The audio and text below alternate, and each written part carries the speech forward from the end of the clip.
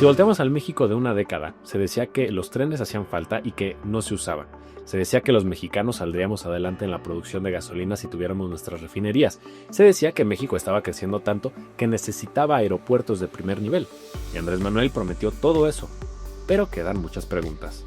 Por eso, en este video yo me pregunto, ¿se consiguió tener estos megaproyectos? ¿Cuáles son los problemas que hay con los proyectos anteriormente mencionados? ¿Podemos decir que hay corrupción dentro de estos proyectos? ¿Benefician o beneficiarán realmente a la población en algún punto estos megaproyectos? Vamos a ser honestos, la verdad es que todos decíamos que México necesitaba sus propias refinerías, que no era negocio seguir vendiendo el crudo y comprando la gasolina a Estados Unidos. Era cero ganancia al final del día y Pemex lo demuestra. Y así también vimos que había muchos problemas con la infraestructura ferroviaria de México, que antes movía al país y que llegó a ser casi solo de carga y poco más. Porque también México es un territorio muy hostil a los trenes, muchas montañas, bosques y vegetaciones que estorban. Y no mencionemos el sueño de los aeropuertos. Bueno, si conseguimos que México tuviera algunas de estas cosas, o no, vamos por pasos. Los trenes fueron una de las promesas más fuertes de López Obrador, que en cuanto pudo, puso manos a la obra y prometió no solo hacer los trenes, sino no tirar un solo árbol, y no mover a un solo animal, ni contaminar el agua. Rompió todas las promesas anteriores, con un ecocidio sin precedentes, que además fue realizado con materiales de baja calidad y con problemas de cabo a rabo con el Tren Maya. Así empezamos con un pie más izquierdo que la ideología del partido, con tropiezos en cada paso y los problemas legales de una corte que le ponían altos a todo lo que se podía decir alto una y otra vez, diciendo que esto no y lo otro tampoco, y es que se tenía que hacer las evaluaciones de impacto ambiental que nunca se realizaron, una tras otra ignorada. Al final llegó el momento de la verdad, lo que todos estábamos esperando, estrenar el Tren Maya.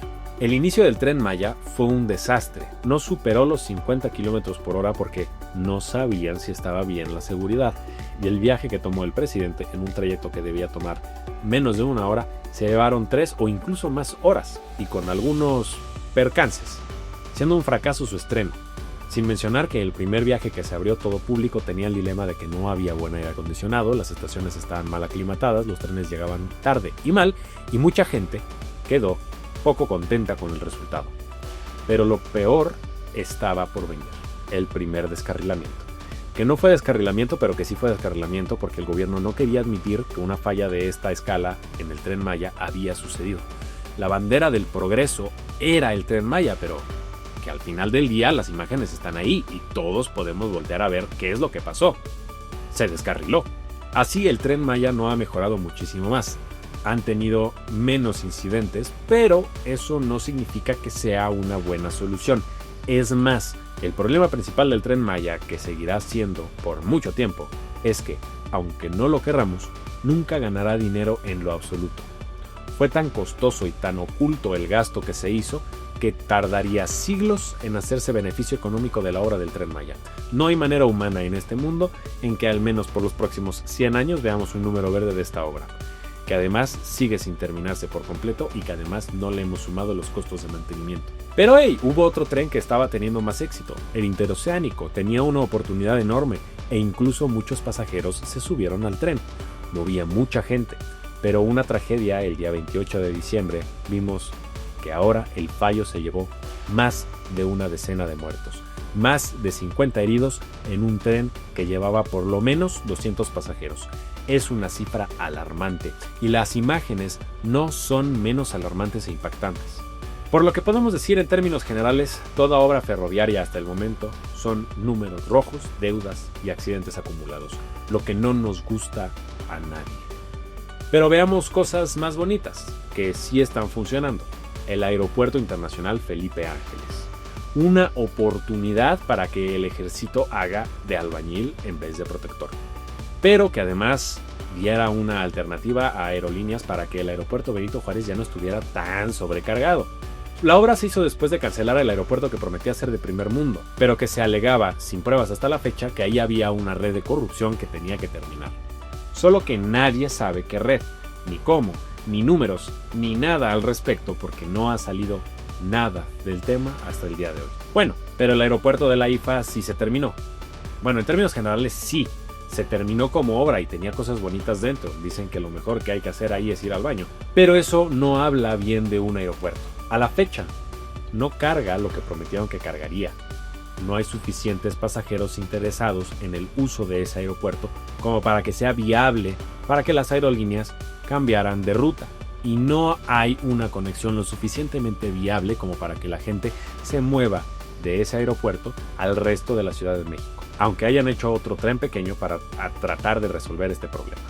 Esto solo ha incrementado la preocupación de algunos, donde nuevamente encontramos que no hay números verdes posibles en una obra de este estilo, donde si no se le da mantenimiento, le sacarán más dinero como bodega o estacionamiento de aviones que como aeropuerto real, y donde el problema principal, nuevamente, fue el orgullo de querer hacer las cosas rápido y ya. Esta ha sido una de las megaobras que, aunque logró terminarse y entrar en funcionamiento prácticamente, de manera relativamente estable, sigue sin dar resultados prometidos ni las acciones necesarias para ser viable. Lo que es tan preocupante porque todo ese dinero que se gastó sigue siendo de nuestros impuestos. Bueno, pero vamos con la que revolucionaría la industria petrolera mexicana. Una refinería que ayudaría a que nosotros nos convirtiéramos en consumidores de gasolinas mexicanas y que la economía vea números verdes, ¿o no? Bueno, el problema es que la refinería no ha sido inaugurada una, no dos, sino al menos 3 veces por lo menos. 2 mega mediáticas, pero sigue inaugurándose en momentos diferentes porque el problema principal es que no se ha terminado de construir y seguimos con una refinería que prometía renovar la situación petrolera de México, pero no tenemos más que una refinería que no refina nada. Para poner la cereza sobre el pastel de todos estos gastos, que no verán un solo número verde en los próximos por lo menos 50 años, los programas del bienestar nos siguen costando a todos, con realmente pocos resultados, y no porque queramos quitar estos programas, sino porque deberían ayudar a las personas a mejorar su vida, a entrar a las escuelas, a estudiar, a mejorar su situación, a mejorar su calidad de vida.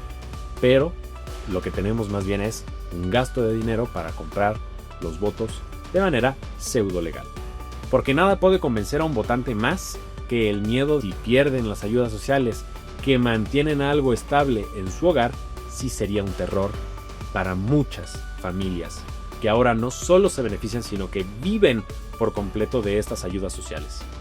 En resumen, ¿se consiguió tener esos megaproyectos? Realmente no.